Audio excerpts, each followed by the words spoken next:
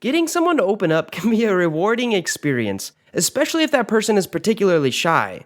One of my favorite techniques to teach is something I call the ping-pong method. Now, I'm not actually talking about actually playing ping pong with a person. The ping-pong method is a way to frame a conversation so that both parties feel comfortable and the discussion keeps flowing naturally. So what is the ping-pong method? The ping-pong method requires two people. You are on one side, and the person you want to get to know is on the other. The conversation is ping-ponged back and forth like the game of ping pong. Here's how it works. You ask a question, and the other person answers. After they answer, it is now your turn. Now, rather than dive into another question, you talk a little bit more about their answer, and then ask another related question. The ping-pong ball continues to go back and forth, with each person contributing to the conversation. Now, the idea is quite simple, but mindfully using it allows you to keep a conversation going. The important thing to remember when using the ping-pong method is that while you are asking questions, you're not conducting an interview. A rehearsed list of questions without any commentary or contribution to the discussion will feel unnatural. The other person will feel pretty weird too. Remember, they want to get to know you as well. They also want to have a productive and enjoyable conversation too, even if it doesn't seem like it at first. So here's an example of what to do and what not to do when using the ping-pong method. I'll start with what not to do. Let's say you say, "What do you do for work?" And then the other person replies, "I work as a bartender at Highland. What about you?" This would be something not to say. "I'm a barista. Do you have any pets?" There's so much more that you can say about bartenders and baristas. There's no need to waste a good question just to move on to the next subject. Instead, use the ping-pong method. A better reply would be, "I'm a barista. I love Highland and you guys make the best cocktails. What's your favorite drink on the menu?" This stays on the subject and shows the other person that you listened to what they said. By adding your own contribution, you also show the other person how you connect to them or what they have in common.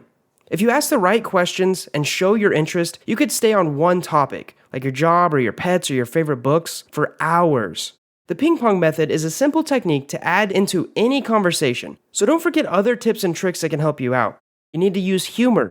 You need to make natural but not forced eye contact. You can use the other person's name and display a body language that says you're confident and listening. So now that you know what it is, I want to share with you my experience with the ping-pong method. This method can really help other people open up. Even shy people have a subject that they can discuss for hours on end. The great thing about the ping-pong method is that it gives you a better chance at finding that subject. I personally use it myself and with great success. So here's a little example. I went to a family event and ran into a guy that everyone called Uncle John. Now, I had seen Uncle John a few times before, but he was always quiet. I couldn't tell you one thing about him, other than that he looked like he owned a motorcycle and worked at a manufacturing facility for big trucks. Now, he usually didn't say much, so I wanted to test out this ping-pong method, and I decided to talk to him. He was polite, he was a really nice guy, but he didn't offer much more than a sufficient answer, until I asked about one of his cats. I learned that him and his wife have a few strays that they've adopted, and then I learned a lot more about his cats. Now, I could have changed the conversation or the subject after a question or two about his cats, but I played into the ping-pong method a bit more. I kept asking questions, adding in my thoughts, and asking more questions. Where did you get the cats? Do you have to take them to the vet to get their shots, or do they have to get fixed? How old are your cats? How many do you have?